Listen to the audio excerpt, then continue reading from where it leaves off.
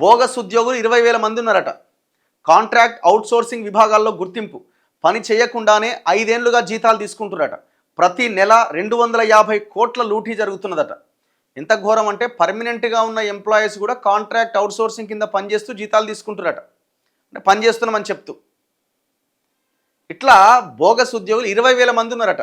మరి 20,000 మంది ఉద్యోగులు ఉన్నారని 2 ఏళ్ల తర్వాతన మీరు కనుక్కోవాల్సింది. అధికారంలోకి రాగానే ఒక కమిటీనో లేకపోతే ఒక ఎంక్వైరీ ఇదో వేసి మొత్తం లెక్క తేల్చి మొత్తం డిసైడ్ చేయొచ్చు కదా. మీరు వాడు 10 ఏళ్ళు ఇస్తే నువ్వు 2 ఏళ్ళు ఇచ్చుకుంటూ పోయినావు కదా వాళ్ళకి జీతాలు. ఒకవైపునేమో డబ్బులు లేవు అంటుంటే చూడండి 5 ఏళ్లలో 10,000 కోట్లకు పైన భారీ కుంభకోణం అట. ఎంత భయంకరం! 5 సంవత్సరాల్లో 10,000 crores భారీ కుంభకోణం అట. మరి 5 ఏళ్లలో 10,000 కోట్ల కుంభకోణం అయితే మరి 2 ఏళ్లలో ఎంత జరిగింది? నువ్వు కంటిన్యూ చేసినావు కదా. ఇప్పుడు ఈ రిటైర్ అయిన ఎంప్లాయీస్ కూడా రిటైర్ అయిపోయిన తర్వాత మీరు ఉద్యోగాల్లో చేరిన వాళ్ళు అవుట్సోర్సింగ్ కింద కాంట్రాక్ట్ కింద దాదాపు 1,100 మంది ఉన్నారని లెక్క తేల్చిరు కదా. మళ్ళీ ఇంకా కొనసాగిస్తున్నారు కదా మీరే 2 ఏళ్ల నుంచి. మరి దీని లెక్కేంది? మీరు అంటున్నారు 20,000 మంది బోగస్ ఉద్యోగాలు ఉన్నారని. మరి అవుట్సోర్సింగ్ని ఎత్తేసి ఒక కార్పొరేషన్ పెట్టి వాళ్ళకి ఆ కార్పొరేషన్ ద్వారా జీతాలు ఇచ్చి ఏజెన్సీలన్నీ పక్కకు నెట్టేయచ్చు కదా. స్టిల్ ఈనాటికి కూడా కాంగ్రెస్ అధికారంలోకి వచ్చిన తర్వాత మళ్ళీ ఏజెన్సీలను మార్చి మళ్ళీ అదే అవుట్సోర్సింగ్ విధానాన్ని కొనసాగిస్తున్నారు కదా. మళ్ళీ ఏజెన్సీలు ఎవరికి ఇచ్చినారు? మీకు సంబంధించిన వాళ్ళకే ఇచ్చారు కదా. అప్పుడేమో బీఆర్ఎస్ అనుకూలమైన వాళ్ళకి ఇచ్చుకున్నాడు, ఇప్పుడేమో వీళ్ళు మీ అనుకూలమైన వాళ్ళకి ఇచ్చుకునే ప్రయత్నం చేస్తున్నారు.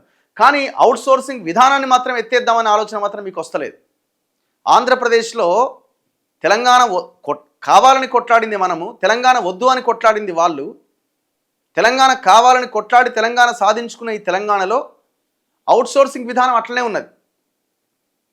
మాకు తెలంగాణ అందరం కలిసే ఉండాలి, సమైక్యాంధ్ర ఆంధ్రప్రదేశ్లో రాష్ట్రం డివైడ్ అయిన తర్వాత వాళ్ళకి సపరేట్ కార్పొరేషన్ అయింది, అవుట్సోర్సింగ్ విధానం వాడు ఎత్తేసారు. ఎంత దారుణం ఇది! ఇప్పుడు ఇవన్నీ 20,000 ఉద్యోగాలు బోగస్ ఉద్యోగాలను ఉన్నారు. మరి ఏం చేసిరు మీరు 2 years నుంచి? పని చేయకుండానే 5 ఏళ్లుగా జీతాలు, ప్రతి నెల 250 కోట్లు లూటీ, హెచ్ఓడీలు, కార్పొరేషన్లు, వర్సిటీల్లోనే అధికంగా నిధుల గోల్మాల్, కొనసాగుతున్న విజిలెన్స్ ఎంక్వైరీ, ఇప్పటికే 7,000 మంది ఉద్యోగుల జాబితా తొలగింపు. దీని వెనకాల ఇంకొక భయంకరమైనది నడుస్తుంది. ఇప్పుడు ఈ వాటర్ వర్క్స్లో బిల్ కలెక్టర్లు దాదాపు 600 మంది చిల్లరు ఉన్నారు. అక్కడున్న ఎండి అశోక్ రెడ్డి అనుకుంటా, ఆయన ఈ బిల్ కలెక్టర్లు వీళ్ళు అవుట్సోర్సింగ్ కాదు, వీళ్ళు డైలీ వేజెస్ కింద అని వాళ్ళని ఆ డైలీ వేజెస్ కింద పెట్టే ప్రయత్నం జరుగుతున్నది. మరి ఈ దారుణం ఏంది? దుర్మార్గం ఏంది? ఎవరన్నా బోగస్ ఉద్యోగులు ఉంటే తీసి అవతల పడేయండి.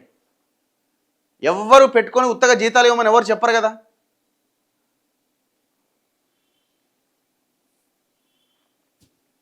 అసలు ఫస్ట్ మీరు చేయాల్సింది రిటైర్ అయిన ఎంప్లాయీస్ ఎవరెవరైతే ఇంకా ఉద్యోగాలు చేస్తున్నారో వాళ్ళకి లక్షల జీతాలు ఇస్తున్నారు, హెచ్ఎండిఏకి పోయినా ఇంకో దగ్గర ఇంకా ఎందుకు కొనసాగిస్తున్నారు వాళ్ళని?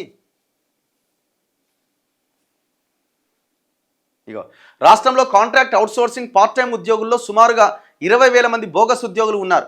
పని చేయకుండానే 5 ఏళ్లుగా సదరు బోగస్ ఉద్యోగుల ఖాతాల్లోకి జీతాలు వెళ్తున్నాయట. ఫోరెన్సిక్ ఆడిట్ పూర్తయితే మరింత మంది బోగస్ ఉద్యోగులు బయటపడతారనే చర్చ సెక్రటేరియట్ వర్గాల్లో ఉన్నది.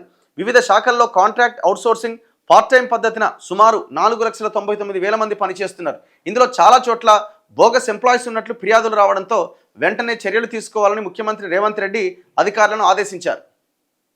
ఏం చేస్తారో చూడాలిగా.